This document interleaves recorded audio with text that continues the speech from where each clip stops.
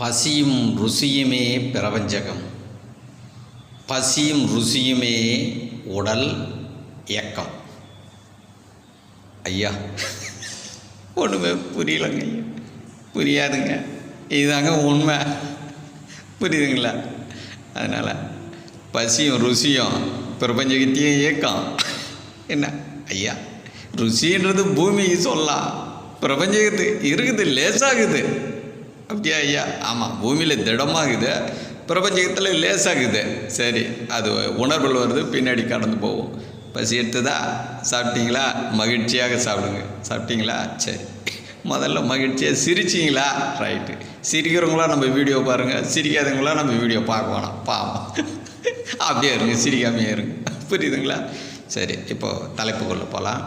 இப்போ என்ன தலைப்பு பேச போகிறோம்? ரெண்டு தான் பேச போகிறோம். பசியா, இது அறிவா உணர்வா?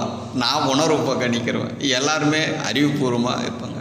இப்போ ஒரு சிலர் சொல்லுவாங்க, பிரபஞ்சகம் அறிவால் இயங்குகிறதுன்னுவாங்க. அவங்க சொல்லட்டும், அது அவங்க சொல்லி மாட்டோம். இப்போ நானும் அப்படி சொல்லியிருந்தேன் தான். நான் இப்போ உணர்வால் பிரபஞ்சகம் இயங்குகிறது. பசி உணர்வுன்னு சொல்கிறேன். பிரபஞ்சகத்தை ஏன் பசின்னு சொல்கிறேன்? உணர்வு. இப்போ சிந்திங்க, பசி அறிவு அப்படின்னு சொல்லுங்க பார்க்கலாம். சொல்லவே வராது. பசி உணர்வு. புரியுதுங்களா? உறக்கம் கூட பாருங்கள், உணர்வு பூர்வமாக உறக்கம், அறிவுபூர்வமாக உறக்கத்தை சொல்ல முடியுமா? தூக்கம் அப்படியே சொக்குதுங்க. தூக்க உணர்வில் இருக்கிறான், தூக்க அறிவில் இருக்கிறான்னு சொல்லுவாங்களா? தூக்கம் பாதிச்சுக்குது.